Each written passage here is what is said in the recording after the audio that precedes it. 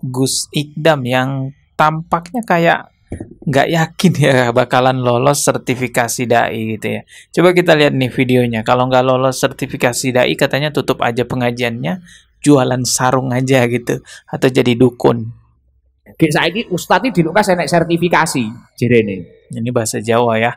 Yang nggak ngerti bahasa Jawa saya akan translatekan sedikit-sedikit. Kata Pak Ikdam tadi, sebentar lagi ini akan ada sertifikasi dai atau ustadz gitu. Jangan sampai para dai ini dengan mudah mencaci, memaki, mengejek, menghina.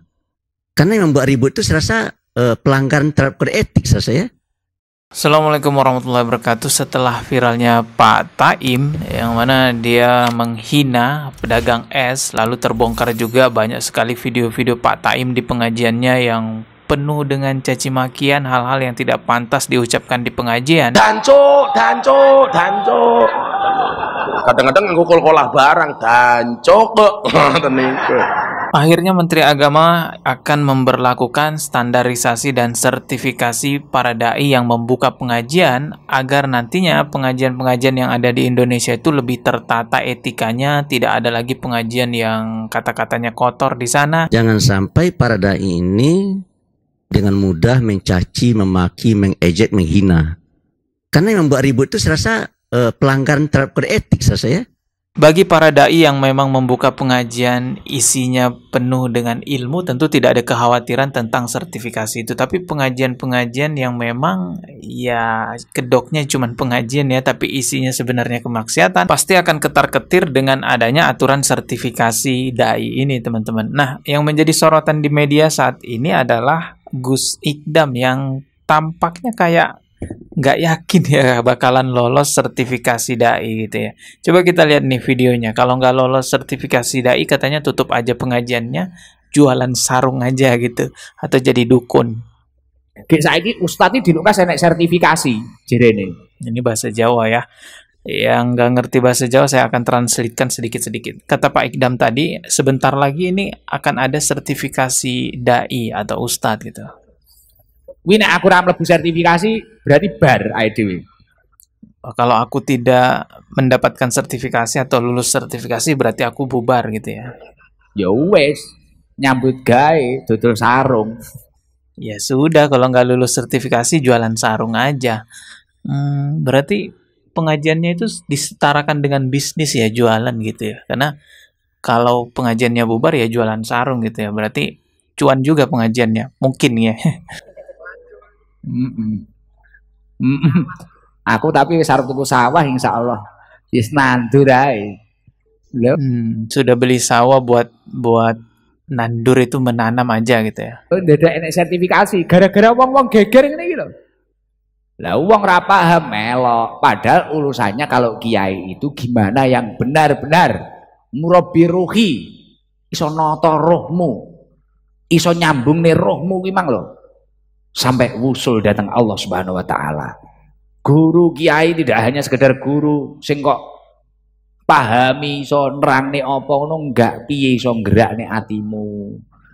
Sampean kita tambah apik tenan uripe. Lah ngono kuwi.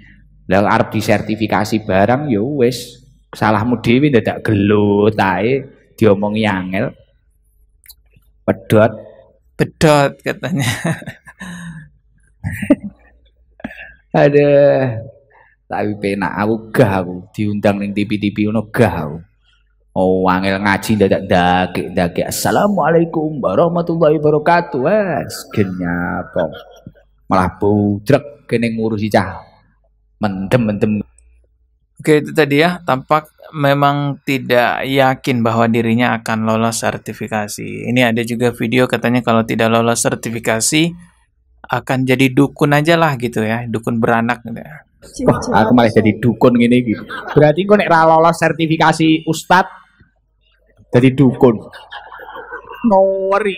Obat ini aku telepon Ujek Muria. Kirim buae. Enek wong 20 pengen meteng. Enek-enek endunya iki.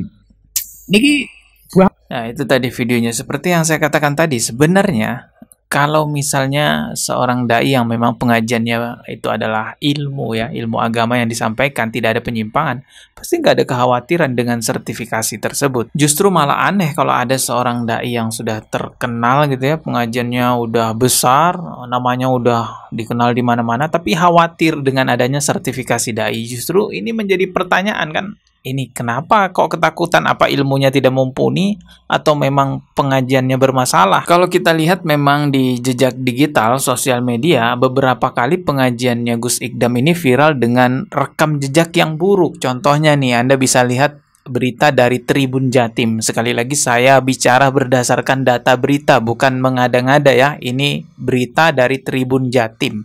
Tanggal 22 Januari 2024. Judulnya kalian baca nih. Pulang pengajian Gus Ikdam, oknum pesilat kroyok sepasang kekasih di Tuban. 1 orang diamankan. Ya Allah, ini ada videonya sebenarnya, tapi saya nggak bisa tampilkan karena sadis banget pengeroyokannya. Sampai yang perempuan itu juga dihajar gitu. Perempuan itu. Dan anehnya ini pulang pengajian melakukan hal seperti itu. Hal lainnya yang cukup sering viral juga dari pengajiannya Gus Ikdam ini, adanya sesi dangdutan di pengajian tersebut. Iya, kalau yang nyanyi laki-laki, itu pun masih dianggap buruk lah ya, walaupun laki-laki yang nyanyi di pengajian dangdutan, karena nggak pantas ada dangdutan di pengajian.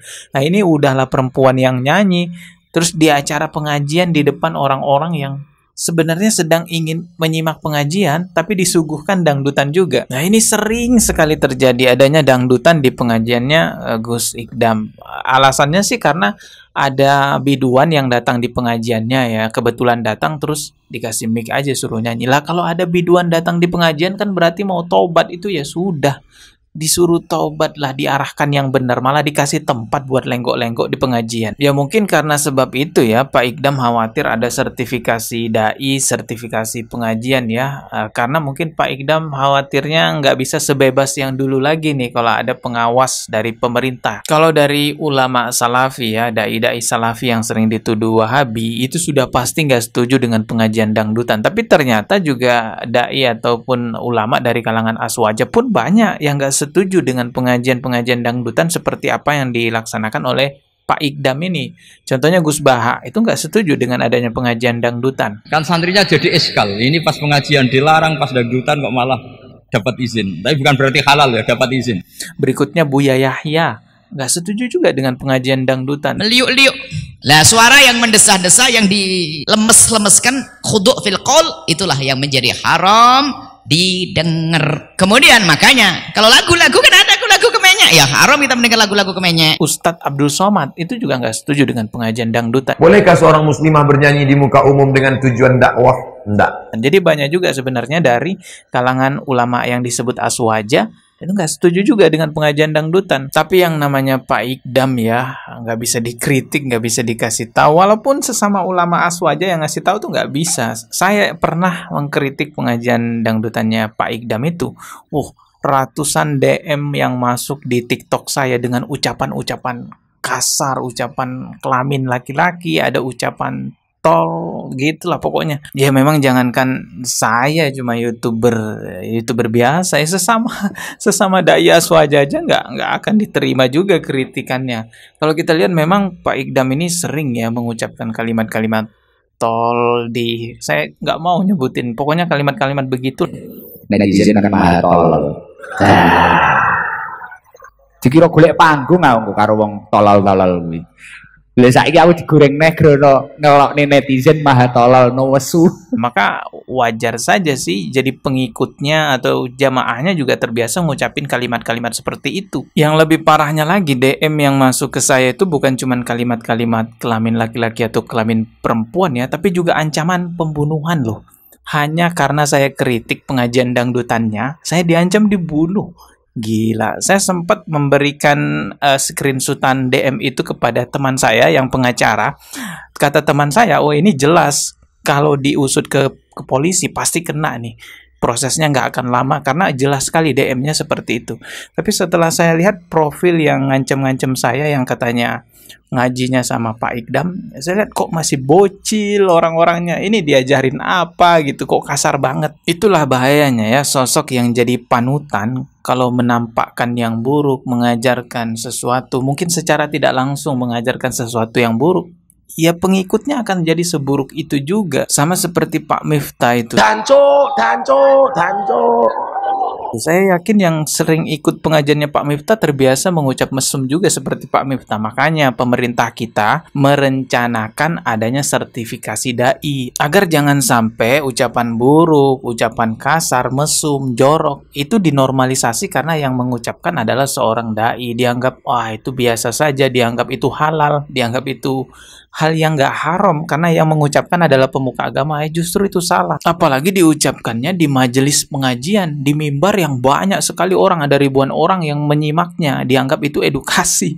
Astagfirullahaladzim. Ya semoga cepat terrealisasi ya program pemerintah ini untuk sertifikasi para penceramah, para dai agar lebih menjaga etikanya ya. Kasihan pengikutnya itu, orang-orang awam yang ingin belajar agama tapi disuguhkan hal-hal yang seperti itu, malah jadi ngaco juga, jadi ngawur juga jamaahnya. Ya saya yakin nanti video ini setelah tayang, ya ketika video ini udah tayang nih, lihat nih di kolom komentar, pasti keluar semua ucapan dari ucapan kebun binatang, ucapan kelamin perempuan, laki-laki. Ya itu karena memang diajarin gitu. Jadi memang perlu nih ada sertifikasi dai ya. Karena kita lihat juga mulai banyak panci yang ngelambai gitu ya, jadi penceramah juga. Aduh kacau lah. Semoga lebih baik lagi lah ya di negara kita ke depannya. Kita ketemu lagi di video berikutnya. Subscribe dan juga loncengnya ditekan sebagai notifikasi. Wassalamualaikum warahmatullahi wabarakatuh.